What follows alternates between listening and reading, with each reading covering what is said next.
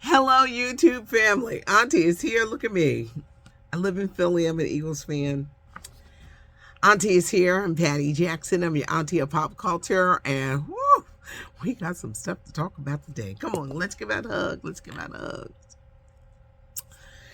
The streets have been talking. If it ain't Steve Harvey, it's Shirley Strawberry. I was told, don't talk about Shirley. It's everywhere. These stories are everywhere, and I have been kind. Well, everything that hit the fan. And Monday morning, you got to check in to the Steve Harvey Morning Show. Steve Harvey and Shirley Strawberry are going to be doing their own Strawberry letter on them and their lives. You see, things really hit the fan. Shirley must not have realized that when she called her husband, who has been in jail for about 400 days, that these calls are taped and they released them to the public. And these tapes are everywhere, and she was doing the most. Steve Harvey kind of like nipped stuff in the bud. He fired his social media manager. He didn't say he was better than other comedians or that, him and Marjorie, there were problems there. But this story grew. And I remember Steve Harvey just said the other day at the beginning of the week, me and Marjorie are fine. But then these calls were released about Shirley Strawberry and the husband on the phone. And the calls were crazy. Steve scared of Marjorie. These are things she said. They were treated like the help. Girl, you work for Steve Harvey. You talking about him. This is going to be interesting because you're supposed to address it Monday morning on the Steve Harvey Morning Show. If it's in your market, you can listen. I know here in Philadelphia, it's WDAS, but make it easy. Download the iHeartRadio app. It's a free app, and you can catch the Steve Harvey Morning Show. They are going to address these rumors, these stories, the whys. They even admit we tried to ignore it, and I knew they did. I said, they really tried to ignore this? And Steve said, finally, we're going to talk about it on Monday. See, whenever there is a scandal, you have to get in front of it. You can't let it just grow, ignore, it's going to go away, people will stop talking. No, it grows bigger and bigger and bigger. And when they release those prison calls, the side chick, her family, this man, he was cussing. See, there's cussing and cursing. He was cussing up a storm. The things he was saying, it was crazy, and they are everywhere. So you can't ignore it because they've released these tapes. We're going to talk about this on Monday. Steve Harvey, Shirley Strawberry, their own Strawberry Letter Live, where they address these issues. Now, speaking of getting in front of something, yesterday I talked about Jimmy Fallon.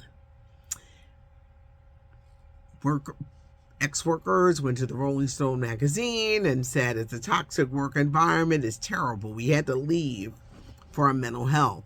It was like 16 people, 14 former workers, 2 current. There's no shows now because the actors are writer strike. Well, Jimmy Fallon has apologized. He's apologized. He said he is embarrassed. He feels bad. He never really admitted, like, I got a problem. But he says he feels bad. I kind of believed him because he doesn't seem like he's a mean guy. But some people, when they're altered, they act different. He's 48 years old, and I'm not making excuses. He's under a lot of pressure. These late night shows are no joke. But he has apologized. And I'm sure once this strike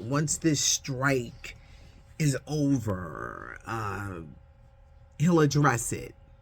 Because you got to know what's going on, even with the people that work under you. Because you may not be the mean one, but it could be people under you that are out of control and being mean. It's just like, remember with Ellen And she ain't know nothing that was going on. You let these people in charge, they treating people like crap. It made her go into a much earlier retirement than I think that she would want to. If you're in charge of a show, you got to know who you're working with. And how you treat people is so important. Your tone, your actions. You can't be walking around here like you God and you can treat people like crap. So I think this is what's happening. And young people today, they don't stick around for 2 seconds. They will leave a job in a minute. They will. Y'all millennials, y'all Gen X, the ones younger than the millennials, they real funny. That's my son. What do they call them? Generation Y? They're not sticking around for the abuse. They're not tolerating it. If they feel this is affecting my mental health, they will leave. But Jimmy Fallon has stepped in front of it and apologized. Let's talk about NFL legend Jim Brown. One of the NFL's greatest players passed away in May. And now we know what's in the will. And his daughter is speaking. She is claiming back in 2016 when Jim Brown signed his final will and testament, he wasn't in his right frame of mind because he was suffering from CTE, which is common, and a lot of NFL players because they've taken way too many hits to the head. Kimberly Brown says her dad was not in his right frame of mind and that his wife, her stepmother, forced Jim Brown to sign that will. In the will, everything was left to the wife. The $7.5 million mansion. It's in her name. The cars, the jewels, the paintings, the furnishings, the copyright to his name. Nothing was left to his children. Everything was left to the younger wife.